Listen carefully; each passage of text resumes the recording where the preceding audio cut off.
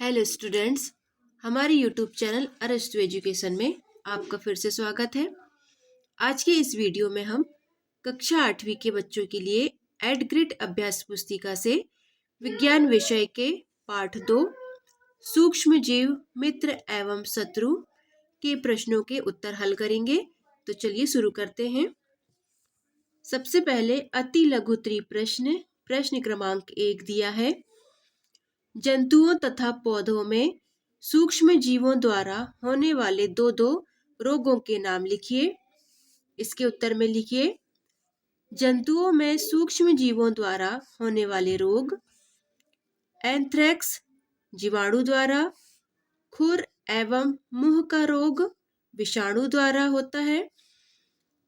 पौधों में सूक्ष्म जीवों द्वारा होने वाले रोग नींबू केकर जीवाणु द्वारा होता है। गेहूं की रस्ट कवक द्वारा होता है। आगे देखेंगे प्रश्न क्रमांक 2। यहाँ पर ये चित्र दिया हुआ है, इसी के आधार पर प्रश्नों के उत्तर लिखना है। पहला प्रश्न दिया है चित्र में दिए गए सूक्ष्म जीव का क्या नाम है।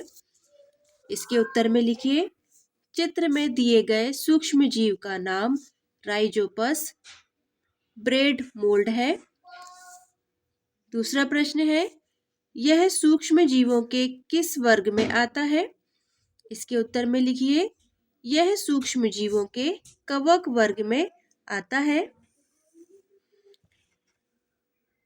प्रश्न क्रमांक 3 है प्रतिजैविक का उपयोग करते समय हमें क्या क्या सावधानी रखना चाहिए।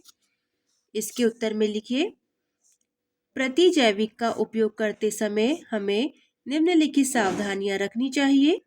पहला, डॉक्टर की सलाह पर ही प्रतिजैविक दवाई लेनी चाहिए तथा उस दवा का पूरा कोर्स करना चाहिए। दूसरा, सर्दी जुकाम एवं फ्लू में प्रतिजैविक नहीं लेना चाहिए। प्रश्न क्रमांक 4 है पहेली ने दही जमाने के लिए गुनगुने दूध में कुछ दही मिलाकर उसे रेफ्रिजरेटर में रख दिया। अगले दिन उसने देखा दही नहीं जमा। दही ना जमने का क्या कारण है। इसके उत्तर में लिखिए इसका कारण है रेफ्रिजरेटर का कम ताप सूक्ष्म जीवों की वृद्धि को रोकता है। रेफ्रिजरेटर में दही जमने के लिए लैक्टोबैसिलस जीवाणुओं की वृद्धि नहीं हो सकी, अतः रेफ्रिजरेटर में दही नहीं जमा। यानी कि रेफ्रिजरेटर में रखने पर कम ताप के कारण सूक्ष्म जीवों की वृद्धि नहीं हुई, जिसके कारण दही नहीं जमता। लघुत्तरीय प्रश्न देखिए प्रश्न क्रमांक 5। मित्रवत सूक्ष्म जीव क्या होते हैं, इनके उपयोगों को सूचीबद्ध करें।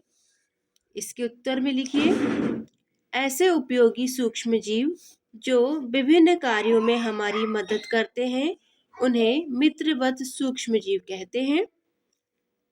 इसके लिए हमें 2 कॉलम बनाने हैं।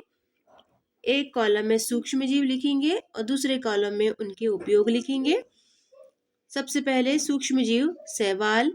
शैवाल के अंतर्गत लिखिए उसके उपयोग जैविक खाद के निर्माण में, मृदा की उर्वरता की वृद्धि में। दूसरा कवक।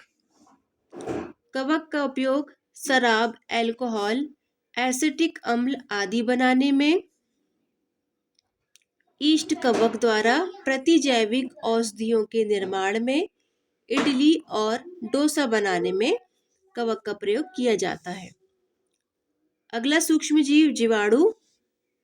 इसका उपयोग दूध से दही के निर्माण में, ब्रेड एवं केक बनाने में, अल्कोहल, सिरका एवं अन्य उत्पाद बनाने में, पर्यावरण को स्वच्छ रखने में, खाद एवं उर्वरक के निर्माण में किया जाता है। आगे देखेंगे प्रश्न क्रमांक 6। वैक्सीन टीका हमारे शरीर में किस प्रकार कार्य करती है। इसके उत्तर में लिखिए जब मृत अथवा निष्क्रिय सूक्ष्म जीवों को स्वस्थ व्यक्ति के शरीर में प्रविष्ट कराया जाता है तो शरीर की कोशिकाएं उसी के अनुसार लड़ने से प्रतिरक्षी उत्पन्न करके रोग कारक को नष्ट कर देती हैं। यह प्रतिरक्षी हमारे शरीर में सदैव बनी रहती है तथा रोग कारक सूक्ष्म जीव में सदैव हमारी सुरक्षा होती है। इस प्रकार वैक्सीन हमारे शरीर में कार्य करती है। आगे देखिए प्रश्न क्रमांक 7।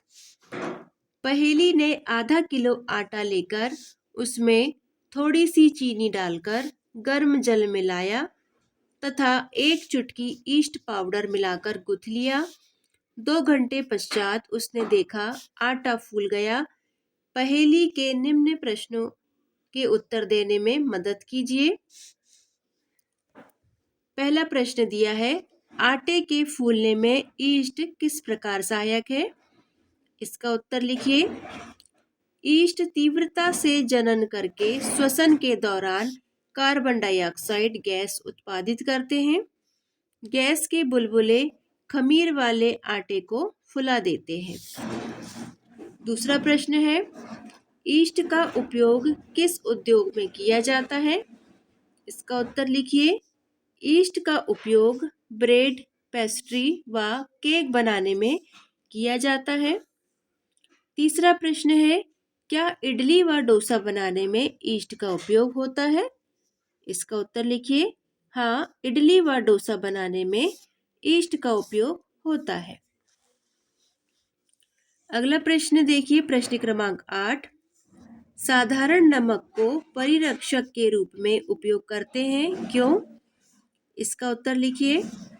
साधारण नमक का उपयोग परिरक्षक के रूप में इसलिए किया जाता है क्योंकि यह जीवाणु की वृद्धि रोकने में सहायक है। इसका उपयोग मांस, मछली, आम, आंवला व इमली आदि के परिरक्षण में किया जाता है। दीर्घोत्तरी प्रश्न, प्रश्न क्रमांक 9। नाइट्रोजन चक्र का आरेख द्वारा नाइट्रोजन चक्र को आरेख द्वारा प्रदर्शित कीजिए। आपकी पाठ्य पुस्तक के पृष्ठ क्रमांक 27 में नाइट्रोजन चक्र का आरेख दिया हुआ है। आप वहां से नाइट्रोजन चक्र के आरेख को यहाँ पर बना लीजिए। हम आगे देखेंगे प्रश्न क्रमांक 10। मनुष्य में सूक्ष्म जीवों द्वारा होने वाले सामान्य रोग, उनके रोगजनक सूक्ष्म जीव तथा रोग से बचाव के उपायों को तालिकाबद्ध कीजिए। इसके उत्तर में लिखिए। हमें यहाँ पर एक तालिका बनाना है। पहले कॉलम में मानव रोग लिखेंगे, दूसरे कॉलम में रोग कारक सूक्ष्म जीव, तीसरे कॉलम में संचरण का तरीका, चौथे कॉलम में बचाव के उपाय। मानव रोग में सबसे पहले हम लिखेंगे क्षय रोग, जिसे टीबी भी बोला जाता है। क्षय रोग का रोग कारक सूक्ष्म जीव है को जीवाणु बोलते हैं और इसके संचरण का तरीका है वायु। यह वायु के द्वारा फैलता है। क्षय रोग से बचाव के उपाय हैं, रोगी को अन्य व्यक्तियों से अलग रहना चाहिए। रोगी को अन्य व्यक्तियों से अलग रखना चाहिए। अगला मानव रोग है खसरा। इसका रोग कारक सूक्ष्म जीव है वायरस, विषाणु और यह भी वायु के द्वारा फैलता है। और इसके बचाव के उपाय हैं, रोगी की व्यक्तिगत वस्तुओं को अलग रखना। अगला मानव रोग है चिकन पॉक्स। यह भी वायरस, विषाणु द्वारा फैलता है और इसके संचरण का तरीका वायु या सीधे संपर्क में आने से फैलता है। इसके बचाव के उपाय हैं, रोगी की व्यक्तिगत वस्तुओं को अलग रखना। अगला मानव रोग है पोलियो। यह भी वायरस, विषाणु द्वारा फैलता है और ये पोलियो वायु या जल के द्वारा फैलता है। उचित समय बचाव के उपाय में लिखिए, उचित समय पर टीकाकरण से पोलियो से बचा जा सकता है। अगला मानव रोग है हैजा। ये जीवाणु द्वारा फैलता है। इसका संचरण जल या भोजन के द्वारा होता है। बचाव के लिए, हैजा से बचाव के लिए व्यक्तिगत स्वच्छता एवं अच्छी आदतों को अपनाना चाहिए। आगे देखेंगे टाइफाइड। ये जीवाणु द्वारा फैलता है और जल के माध्यम से फैलता है। टाइफाइड से बचाव के लिए हमें व्यक्तिगत स्वच्छता एवं अच्छी आदतों को अपनाना चाहिए। आगे देखेंगे hepatitis A. Hepatitis A virus विषाणु द्वारा फैलता है, जल के माध्यम से फैलता है। इसके बचाव के लिए उबले पेयजल का प्रयोग और टीकाकरण करना चाहिए। आगे देखेंगे मलेरिया। मलेरिया रोग का रोगकारक सूक्ष्मजीव प्रोटोजोआ कहलाता है। इसके संचरण का तरीका है मच्छर। मच्छर के द्वारा मलेरिया फैलता है। मलेरिया से बचाव के लिए मच्छरदानियों का प्रयोग करना चाहिए। मच्छर भगाने वाले रसायन का प्रयोग और कीटनाशक का छिड़काव करना चाहिए। मच्छर के प्रजनन को रोकने के लिए जल को किसी भी स्थान पर एकत्र नहीं रहने देना चाहिए। बच्चों, आपका यह पार्ट भी यहाँ पर कंप्लीट होता है। आपको वीडियो पसंद आया हो और आपके लिए उपयोगी साबित हो तो वीडियो को लाइक कर दें और चैनल पर नए हो तो चैनल को सब्सक्राइब कर लें। तो चलिए मिलते हैं नेक्स्ट वीडियो में। Thank you.